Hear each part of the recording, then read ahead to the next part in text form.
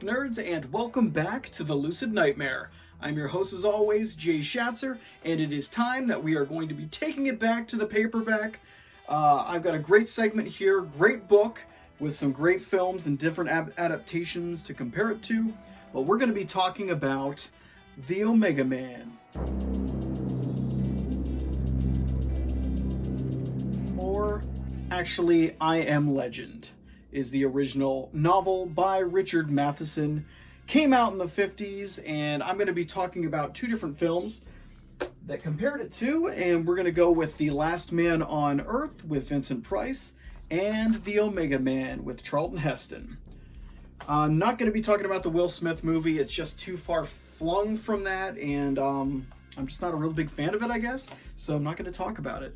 But I also have here the I Am Legend Richard Matheson graphic novel, comic book that was created by, who are the two guys here? We got Niles and Brown, so really cool stuff. But I have that in the collection too.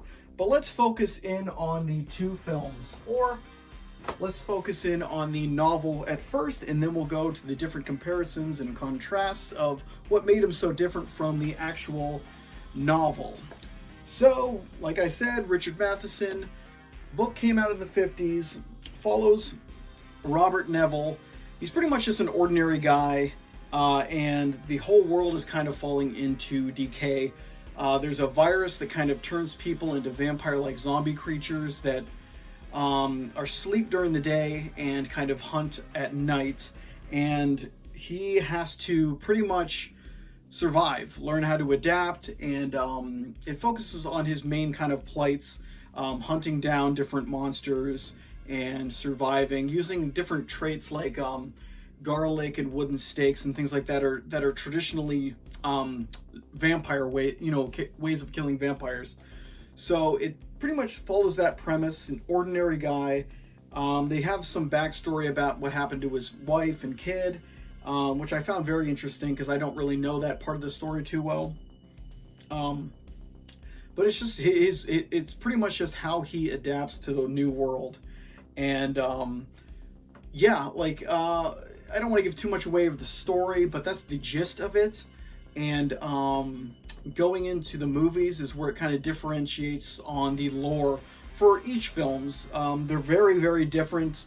One of them kind of follows it very, very closely. So let's go over that one.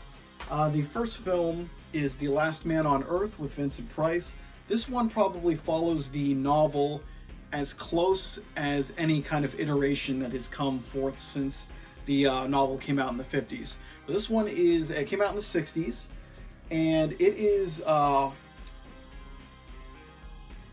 it's probably the classiest of them all, let's just say. And it does follow very closely to the book, except it does move a little things around. For some reason in this version and the Charlton Heston one, they make the Robert character, he is a doctor. And in the original novel, he's just an ordinary guy who kind of has to learn the science behind things, so he does his own research to kind of see if he can come up with a cure. In the novel, he never really does come up with a cure. He just has theories that he has yet to kind of implement. And that's when the character of Ruth shows up, and they kind of have a discussion about that. And she's very offended because she doesn't like the idea of changing back to what humans once were before this whole plague. But in this one, he's a doctor, and he was pretty much fighting to kind of come up with a cure before the world unfolded. So it has a different kind of approach to the whole story. But a lot of the similar pillars of what made the story what it is. So they do have a little bit of back stuff with his family before the fall of the civilization. His neighbor and kind of colleague and friend is kind of tormenting him. That's the same in the novel, except it's not a colleague because they weren't doctors. But that's all the same. They change his name up in this film. It's not Robert Neville, it's Robert Morgan in this one for some reason. And I don't really know why they chose that. I don't know if it was rights issues or what. I have no clue. But yeah, Vincent Price's character is Robert Morgan. And but it does follow the book very, very closely in content, with what the creatures are, how to kill them with garlic. It's very centered on that kind of story. So the core of it's really, really close, but it's still not close enough for the original writer, Richard Matheson, because he did work on the screenplay for this, but then after a few rewrites, he kind of took his name off the credits, but still they used most of his work for it. So that's why it's very, very close to his kind of his story, but it's still a little bit different here and there. But unlike the book, this one, he does come up with a cure, and he has a way of kind of turning everyone back to normal, but they are resisting it because by the end of the story, he is the monster. He's the guy that has been hunting down people and killing them, and he's pretty much vilified from then on, and he dies a horrible death. But awesome black and white photography in this one. Really cool. It was really awesome to kind of see the differences between the novel and this one, because this one's the one I'm most familiar with. I do love the Charlton Heston one a lot, but that is so far flung from the original Richard Matheson story that it's kind of hard to compare and contrast, but I'm going to do it right now. So, the Omega Man, Charlton Heston's version of the I Am Legend story, is a 70s film, and it's very out there, very wild. He actually is named Robert Neville in this one, but a lot of the archetypes and kind of foundations that made the I Am Legend story what it was is changed and flipped on its head and kind of bastardized, but I'm not mad about it because it is fun and very 70s, but they focus on a lot more different subject matter than the original story. But like I said, he is Robert Neville, doctor, working on a cure, but society goes to crap. And so he's pretty much doing the same thing as all the other characters in the iterations, trying to survive, coming up with ways to destroy them, but they don't really focus too much on the vampire qualities of it. And the creatures of this movie are more blind albinos. They're pretty much human beings. They can talk, or they can do everything. They have their own society, but they are just sensitive to light, I guess. They're not really blind, sensitive to light.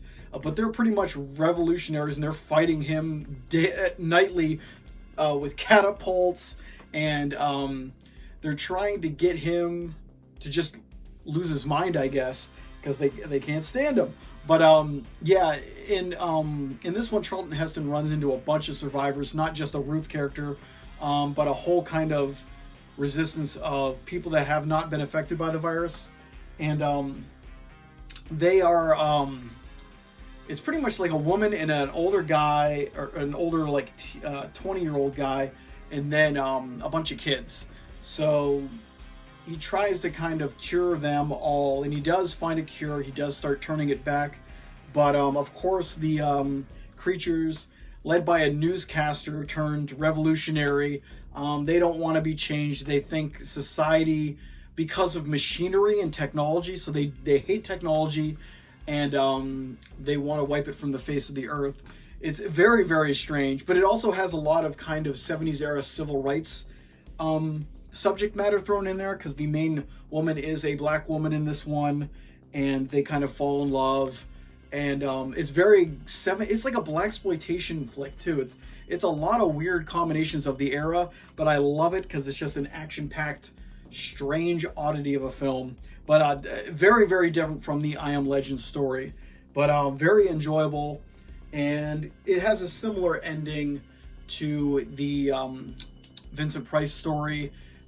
It's a downer ending, but it's very interesting. It's just all strangeness, how it kind of moved so far from the book that it was based on. And yeah, I'll just tap on it right now. The Will Smith one, it has little to nothing to do with the other stuff. I mean, it's same name of the main character, but a lot of the things are just kind of thrown all over the place. They really did their own thing on that one. And I just don't like the CGI for the creatures in that one. I think that was a total misstep and made it just pretty much damn near unwatchable years after you watch, because it's so dated, the effects.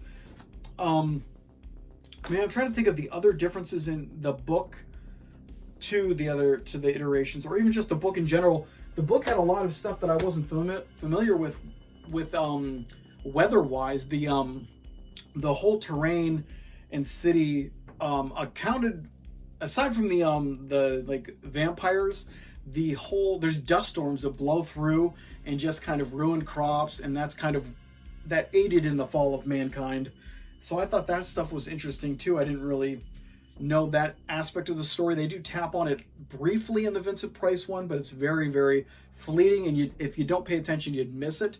But yeah, I know there's other stuff in there, that differences, but I can't just lock them down at the moment. But just an awesome kind of experience to know the two movies that they were based on, the novel, and then to read the actual novel and kind of get extra information. But it's almost its own separate story aside from the two films. It's really interesting to kind of get caught up in it. The characters are cool, and yeah, it's just really, really fun to see the different ways a certain story can kind of change and morph into different things. Really awesome stuff, and it was really fun to just kind of dive into it. So I'm really loving this, taking it back to the paperback segment, because it gives me a chance to watch or read the films that I love and kind of get a different perspective on it. So awesome, awesome stuff. Like I said, I Am Legend, great book, great pickup. Yeah, awesome, awesome stuff. But guys, that's gonna be it. Hope you enjoyed that video. Hope you like what I'm doing. I think the next Taking It Back to the Paperback segment is going to be on Total Recall, and that was probably the most enjoyable read I've had since taking on all these novels. That one's just, it's a lot of fun. Just like the movie, it has little differences in it, but a lot of fun. But I'll do that next time. But I will see you guys later, the next time I'm in front of the camera talking about some kind of film-related thing, and the next time I'm doing a Lucid Nightmare. So see you later, take care, and get on out, guys. See ya.